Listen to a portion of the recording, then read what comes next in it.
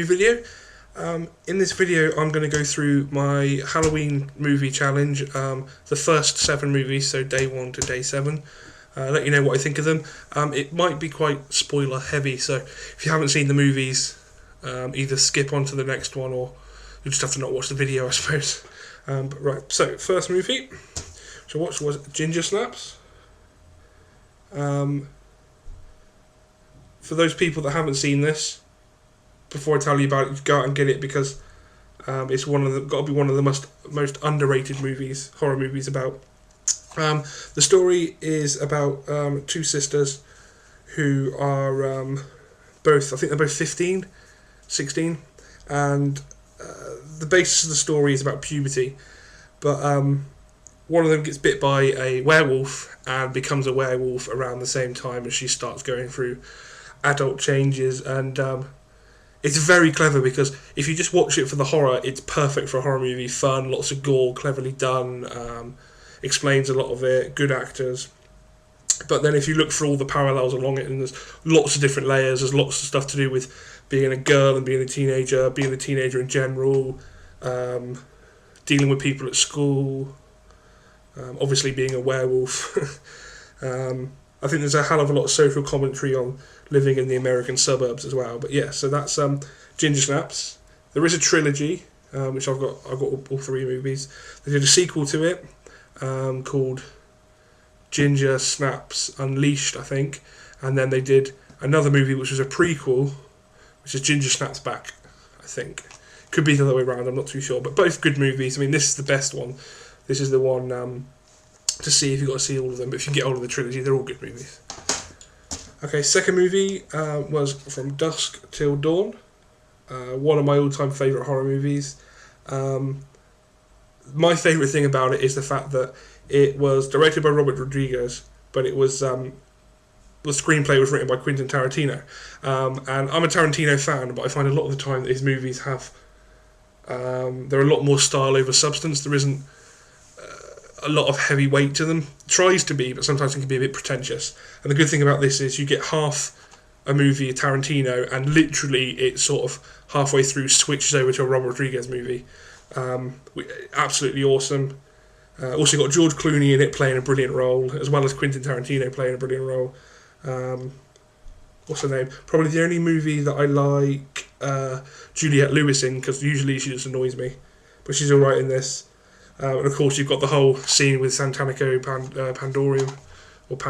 Pandemonium, sorry.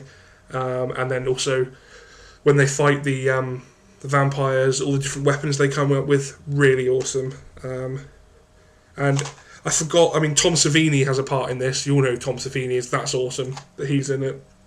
And there's some really funny bits in this. It's just a brilliant Halloween horror movie. I haven't seen any of the sequels. I think there's 4. Don't know much about them. In no way I'm sure they're not as good as this. So if you do know about the sequels, let me know, because if they're any good, I wouldn't mind picking them up. Right. Third movie is Dead Silence, which is a movie that's kind of been haunting me. It's in like every magazine I buy for a certain period. It was being advertised, and every time I went to the DVD shop, it was always there. And I knew nothing about it. And I just liked the cover, but I never picked it up because I knew nothing about it, never looked into it. When I did get hold of it, it was because my girlfriend wanted it. She's wanted it for a while because she thought the front cover was quite cool, quite scary. Once I did buy it, I was even more worried about it because it's got the guy who plays Jason in True Blood in it. What's his name? Ryan Quantine? Or no, Donnie Wahlberg, I think his name is. But yeah, he's alright in this. It's a good movie. I know there's a few different covers. It's from the creators of Saw, so it's from James Wan. I know there's a few different covers. But yeah, it tells a story of a woman, Mary Shaw, who she had all these different ventriloquist dolls she made, and they were her children. And there's this legend, and it ends up being true, and the townspeople keep it quiet because they're scared. And but there's a really, really good twist at the end that I didn't see coming. I probably should have seen coming, but I didn't, because I got pulled into the movie. So it's really good. It's got a cool, nice sort of grainy, sort of crispy style to it that's quite cool. Yeah, it's a nice little just it's good to see a movie that sort of just all in, it ties up and it's got an ending. And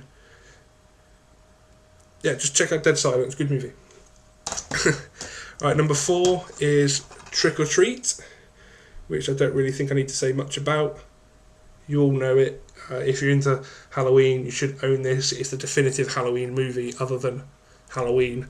And as I'm not a fan of Halloween, good movie, just I don't like it. This is my Halloween movie. It's perfect for me. I can't see anything wrong with it. Nothing annoys me in it. I think it's just perfect. It's a portmanteau, I think is how you pronounce it, movie, anthology movie, where you've got a few stories and they're all linked together by the demon of Halloween or the saint of Halloween, which is Sam Hain, or Sam Wynn. I don't know how you say that, but it's got Bryan Singer in it. No, I've got that completely wrong. Right, sorry there, I got my tongue tied, so anyway. Right, it's got Brian Cox in it, who I can't really tell you what else he's been in. I've seen him in lots, but he's an awesome actor, and in this he has a brilliant role.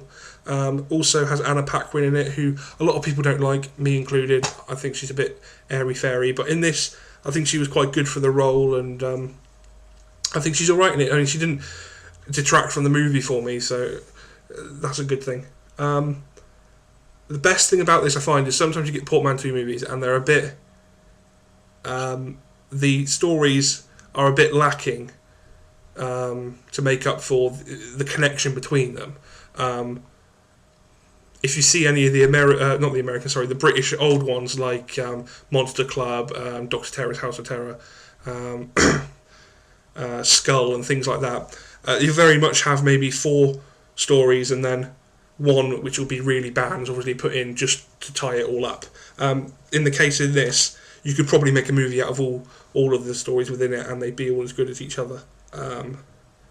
Perfectly captures the autumn October feel. So yeah, definitely check out Trick or Treat. Which I think it came from a graphic novel originally, which I need to get hold of. Right, what number was that? 1, 2, 3, 4. Right. Movie number 5 is Triangle. I don't know if you can see, it's got a lenticular cover there. Right, now this is a slasher movie. It was advertised as a slasher movie, and that's one thing that I've said probably in nearly all my videos. I don't like slasher movies; they don't interest me at all. But I got hold of this because I kept hearing that there's a twist that's really, really good, and it's different and a bit modern. And so when I found it for, I think it was £3, I had to pick it up. Watched it, was really looking forward to it. Really, really enjoyed it. Directed by Christopher Smith, who did Creep and Severance. I've seen Creep. Creep annoyed me because I like monster movies and all I wanted to do was know more about the creature. So that annoyed me a little bit. Haven't seen Severance. But this movie, really enjoyed it. I don't want to tell you too much about this because it's a bit... You say a little bit about this and you ruin the whole thing, and this is one you've got to see. You might not understand it by the end anyway.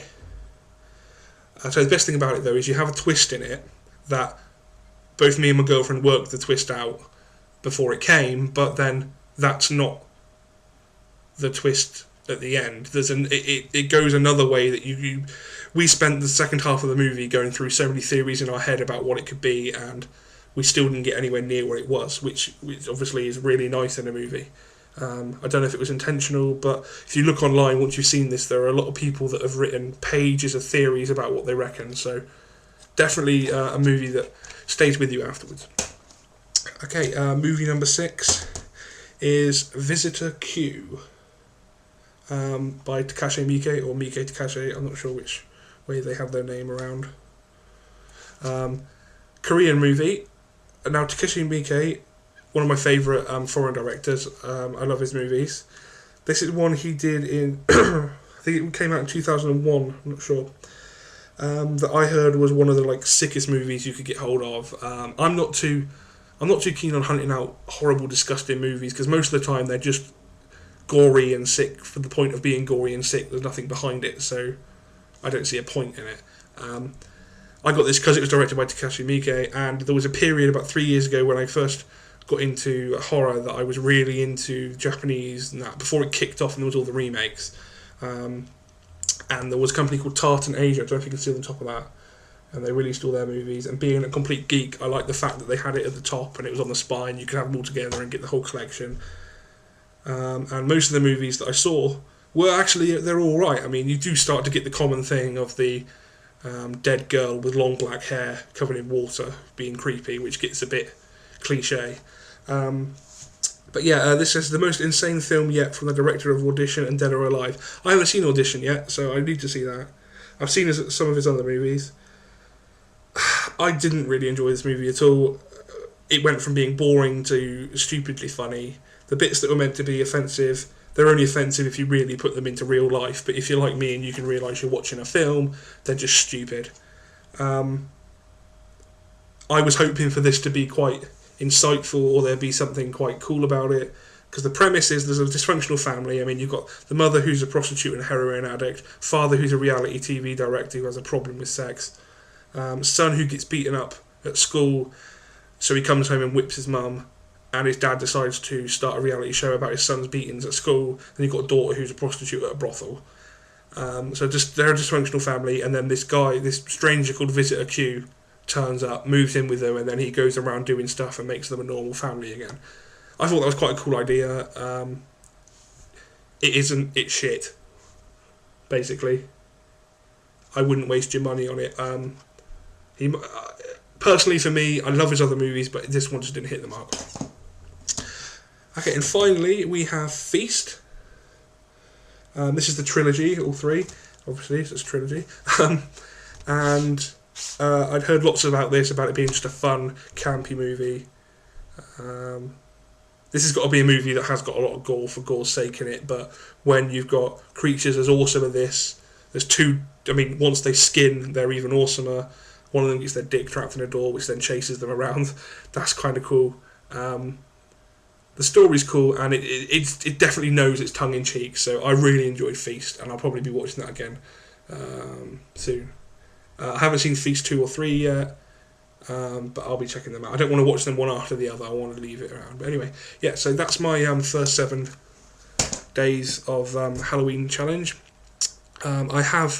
It is, the 10th now, and I don't know when I'm going to upload this, but so I have watched the 3 movies. I got The Survival of the Dead, The Abominable Dr. Phoebes, and we're watching The Monster Club tonight, which is the old Vincent Price movie, which is going to be awesome. So yeah, cheers for checking this out. Any movies you've got suggestions for anything, just let me know in the comments, and cheers for watching.